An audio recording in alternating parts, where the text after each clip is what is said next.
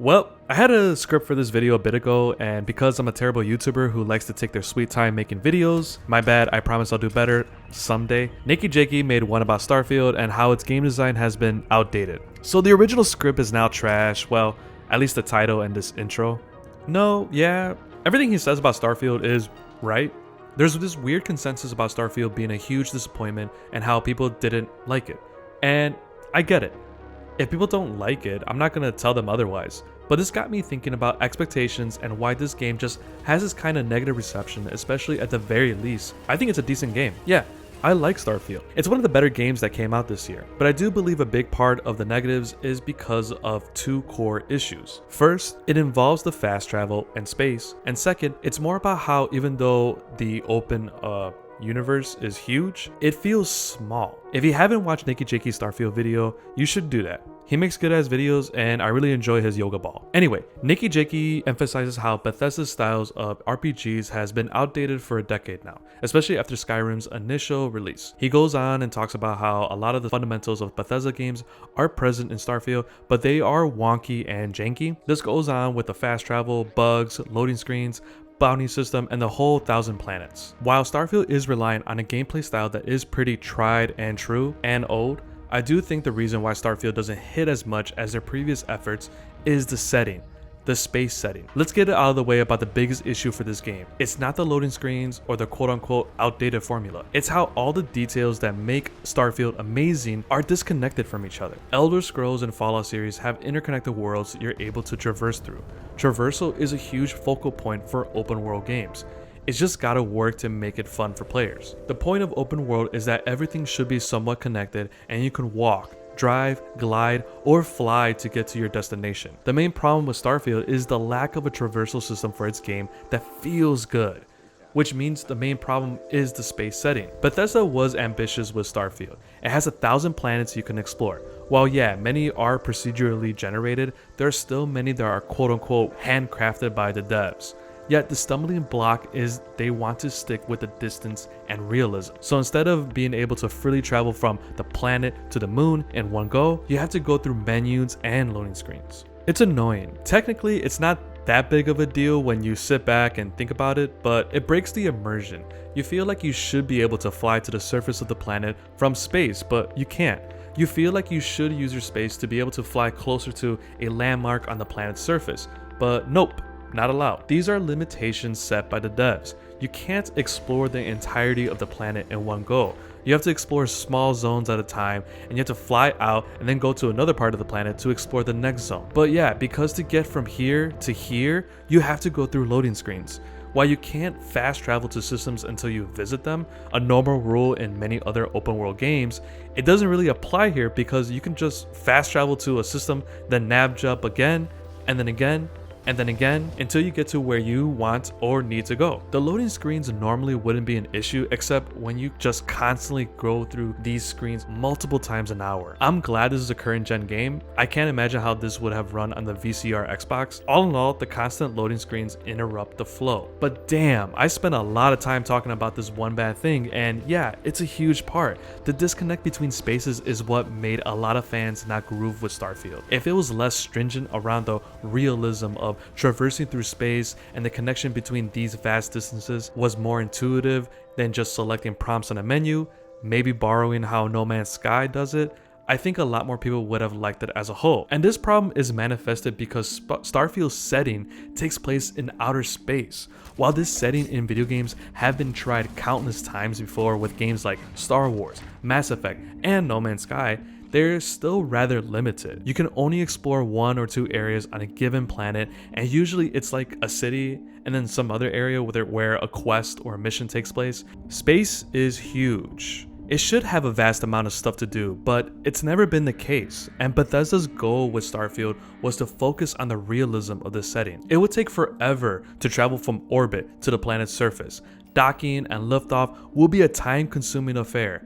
99% of the explorable planets are going to be barren wastelands with some random caves or minerals to mine. As a note, I know about Elite Dangerous, but I haven't played it, but I know it's a 1-to-1 scale of the Milky Way galaxy. Cool, but it still takes forever to travel. Of course, video games are supposed to be fun too, so some liberties were taken, and well, Fast travel and loading screens are necessary evils here, but they kill the momentum. It sounded like I hated this game just by me ranting about this specific feature, but I don't. I enjoyed Starfield, and I had blast with it. There are lots of things you can do here. You can build outposts and collect data, scan organisms, and conduct research of sorts. You can also ignore all that and be a pirate and hijack ships and hoard all of your bounty. You land on worlds with nothing going on except some of the copy-paste bases or caves. There's an inherent level of solitude and barrenness not seen in many other open world titles. It's a bit of an isolating experience similar to Death Stranding, except you're in space and you're staring at a beautiful sunrise over a desolate landscape a billion miles away from where you were just 10 minutes ago. You kind of just do your own thing and make up whatever lore you decide for yourself. The secret magic of Fallout and Elder Scrolls are here too, but scattered rather than feeling contained. The quests are varied and some side quests are more fun than the main ones. Depending on your choices, there are consequences that reverberate throughout the universe. You can set whatever rules or code you want for yourself. The main story is pretty neat too. I think it really does a nice balance of this great mystery of the star storyline that is well paced and also has a sweet philosophical touch. The companions are multi-dimensional, even though Sam Cole is a terrible, horrible father forcing his kid to tag along on extremely dangerous missions. I won't spoil New Game Plus, but I do think how they implemented it with the story and the game itself is clever. I just wish the game didn't reset your inventory, posts, and data that you collected over your playthrough. A lot of the best moments with Starfield is the serendipity of bumping into something unexpected. I got invited into a zero gravity party randomly when I was in space. I landed on a planet where everyone thought they were historical figures. I followed these mysterious coordinates to someone's secret base and became this old legend that haunts pirates. More than half the time, the planets I landed were duds and nothing but a barren wasteland of nothingness. The open universe within Starfield is immense, but then it feels also a bit small, which is the second point of why Starfield misses the mark. Again, the traversal and constant fast travel makes the size a bit trivial at times. Even though the cities, systems, and planets are Wombo size, they're still just a menu and loading screen away. Not to mention that while there are 1,000 planets to explore, there are still a rather limited amount of named NPCs. The scale of interactive characters isn't huge. It feels like a similar amount of NPCs and quests to other open world games, which I guess it makes sense. I can't imagine creating over thousands of named NPCs that have their own storylines and dialogues, but it does feel weird. There's only like 3 major interstellar government factions within the entire explorable universe, and one of the factions you barely interact with because there's some kind of secret cult closed off to outsiders. Maybe a DLC will clear that up. It feels like Bethesda took the same amount of quests, NPCs, and content found in open world games and then just stretched it across the universe. I don't want to blame the space setting, but space is really hard to make it work, especially with the realism parameters. It's vast and huge, but also very, very, very empty. There's nothing between here and here. Unlike other settings, you could put random stuff here, but space doesn't exactly have interesting tumbleweeds to distract you. And even the locations aren't all totally interesting, as it's really only 1 or 2 settlements on that planet that are fleshed out before you get sick of it and move on to another star. Starfield is a mix of Mass Effect and No Man's Sky in how it handles the setting and connection between missions and locations. It leans into Mass Effect more with how it engages with the settings while also cutting out the piece of exploration of discovering the planet and then landing wherever you want. I've seen posts where people think Starfield would be better if it was built on a much smaller scale, and I don't disagree, especially since actual stuff you engage with in the game is already small in comparison to the scope of space. But that view misses the point behind Starfield.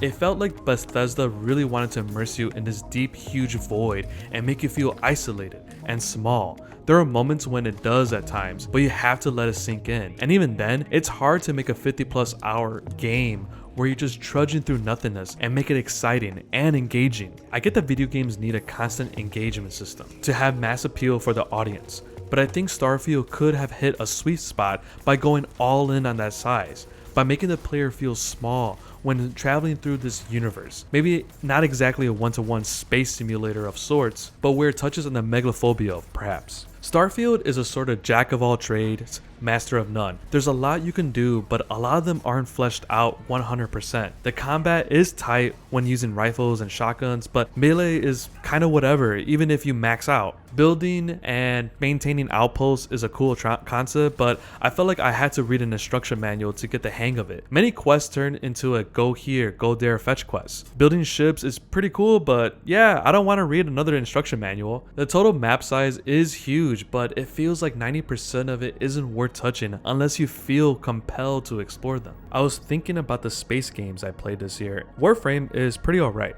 You have a ship, but it's still a looter shooter of sorts, so you just drop into missions and complete them. Star Wars Jedi Fallen Order does let you travel to some planets, but you're not really exploring the entirety of it. They're more or less just levels on the planet, and you can only explore this section of the world. A lot of the other games that are set in space follow this kind of pattern. There's this limitation in the vastness of space that doesn't really happen in games that exist on one planet. So I do commend Todd Howard and his team at Bethesda for being ambitious and trying to do Skyrim in space. But with just how gigantic the Final Frontier is and the direction the devs decided, it just didn't have the oomph. And as much as Starfield is a huge disappointment to many fans, I honestly believe in the potential that it could still be a game that we talk about in the years to come. Starfield would enjoy the same kind of renaissance Elder Scrolls and the Fallout series has had.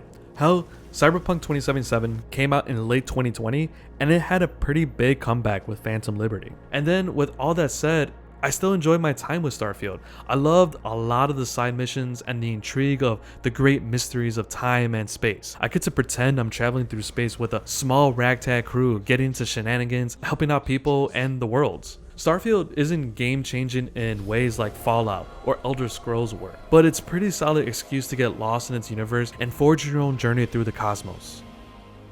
How do you feel about Starfield? Do you like it or do you not? Do you think I'm full of it, or maybe that I was right about some stuff but wrong about some stuff? Whatever you feel like, please let me know in the comments below. And as always, thank you for watching.